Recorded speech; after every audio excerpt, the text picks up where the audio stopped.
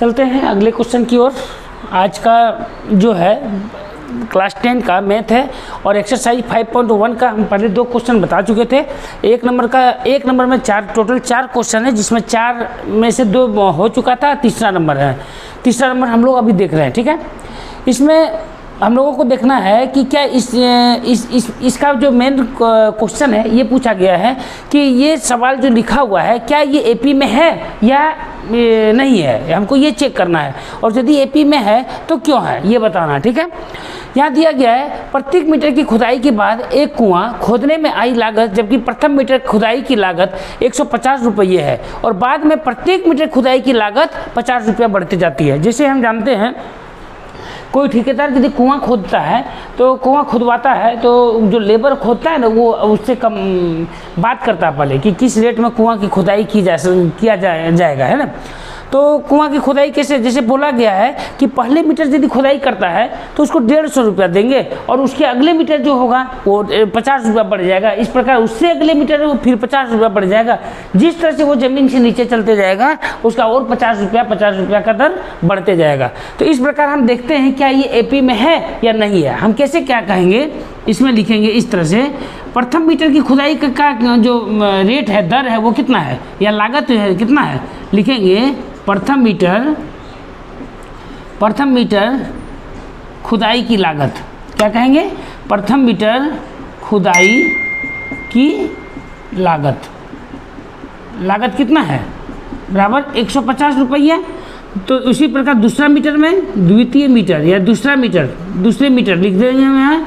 दूसरे मीटर की खुदाई की लागत इक्वल टू कितना हो जाएगा, 150 और प्लस 50 रुपया, कितना हो जाएगा 200 रुपया। इसलिए तीसरे मीटर की खुदाई की लागत इक्वल टू कितना हो जाएगा, 150 प्लस 50 और प्लस 50 यानी 250 रुपया। चौथे मीटर यदि हम देखते हैं तो कितना होना चाहिए, चौथे मीटर की खुदाई की लागत बराबर कितना हो जाएगा, 150 plus 50 plus 50 plus 50 equal to 300 रुपया, इस तरह से।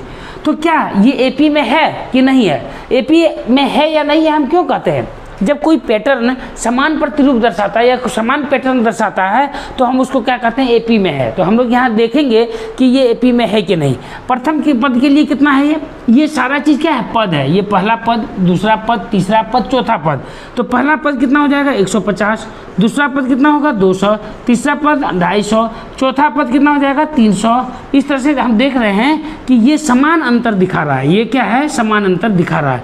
ये पहला पद दूसरे पद से ठीक कितना है, 50 अधिक है। तीसरा पद कितना है, दूसरे पद से ठीक 50 अधिक है।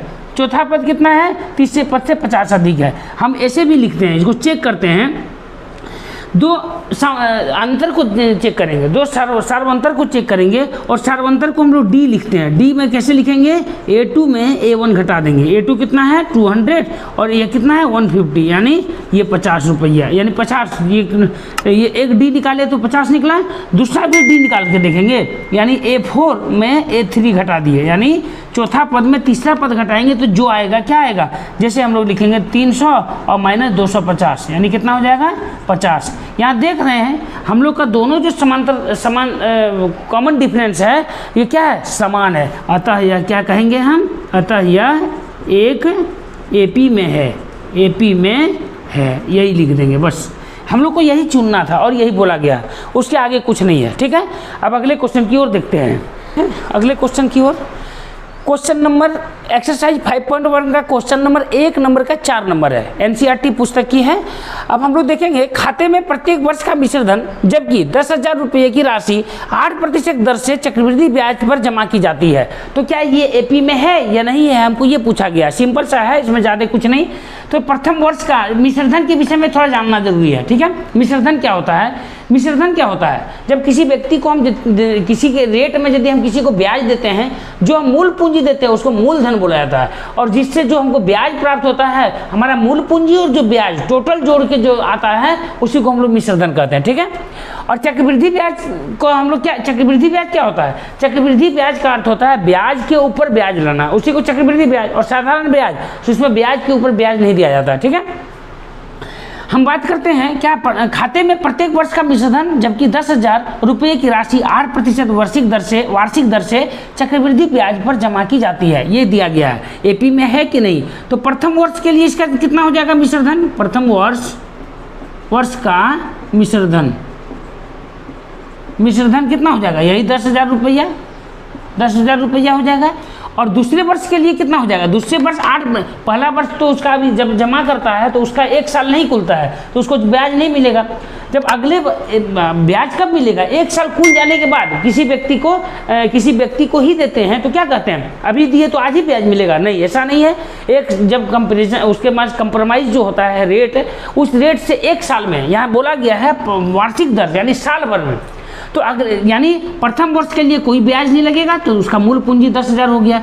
इसी प्रकार दूसरी वर्ष के लिए यानी द्वितीय वर्ष का कितना हो जाएगा, द्वितीय वर्ष का मिश्रधन कितना हो जाएगा उसका, इसमें 8% की दर से इसको देना पड़ेगा ब्याज, 1 + r/100 और n मतलब समय है ना।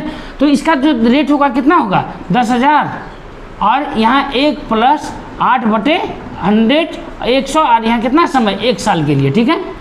तो इसका हो जाएगा टोटल 10,000 और ये कितना हो जाएगा 108/100, इसको भिन्न का जोड़ करेंगे और इसको निकालेंगे तो इतना हो जाएगा। यानी ये यदि हम कटाएंगे 0 0 0 0 यानी 108 यानी 10,800 रुपया हो जाएगा पर दूसरे वर्ष।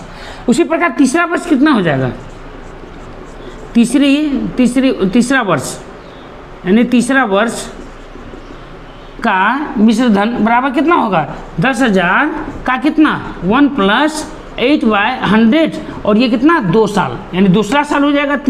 तीसरा वर्ष का जो होगा वो 2 वर्ष का ब्याज लेता है, ठीक है। तो इसका कितना हो जाएगा 10,000 1 + 8% के दर से और ये हो जाएगा 2 साल यानी 2 साल के लिए, यानी कितना हो जाएगा दूसरा वर्ष यानी कितना हो जाएगा 108/100 और यहाँ कितना हो जाएगा स्क्वायर यानी 10,000 और ये कितना हो जाएगा गुना 108/100 और गुना 108/100 इस तरह से।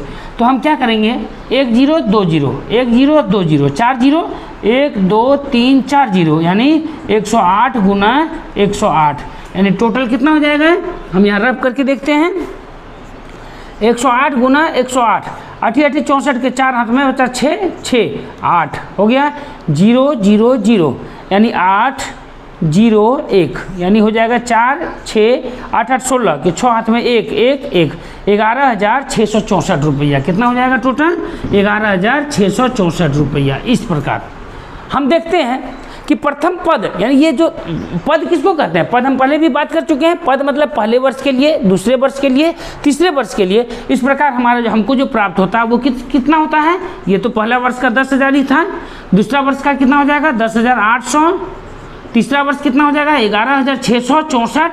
इस तरह से बढ़ते जा रहा है, इस तरह से बढ़ते जा रहा है। तो क्या हम देखते हैं क्या एपी में है कि नहीं, हम चेक करते हैं ना एपी में है कि नहीं। तो 2 सार्वंतर निकालते हैं। सार्वंतर का अर्थ होता है कॉमन डिफरेंस यानी जो अंतर एक दूसरे में, यानी डिफरेंट D1 निकालेंगे A2 में यानी दूसरा पद में से पहला पद को घटाएंगे तो इससे जो वृद्धि हुआ है यानी जो बढ़ा है वो पता चल जाएगा, और तीसरा पद में फिर दूसरा पद बढ़ा देंगे तो ये जिसमें जो वृद्धि हुआ है वो पता चलेगा, ठीक है।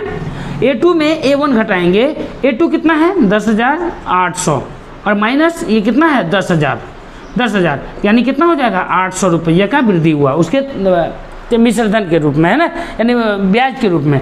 अब इसमें देखते हैं एक D2 और निकालते हैं, A3 माइनस A2। A3 कितना है 11,664 और माइनस 10,800 तब कितना हो जाएगा, तो हमारा 10,800 11,664 में से 10,800 रुपया घटा देंगे। देखते हैं कितना बढ़ता है 4 6 16 में 8 गया 8 0 और यहाँ 0 यानी 864 रुपया, यानी 864 रुपया। क्या ये एपी में है? नहीं है। क्यों नहीं है? क्योंकि ये सार्वंतर जो है समान नहीं है। अतः हम लिख देंगे अतः यह एक एपी में, एपी का अर्थ होता है अरिथमेटिक प्रोग्रेशन, है ना, एपी में नहीं है। क्या कहेंगे? एपी में नहीं है। बस यहीं तक लिखना था। ये 2 क्वेश्चन हो गया मेरा। अब अगले क्वेश्चन की ओर देखते हैं बाद में।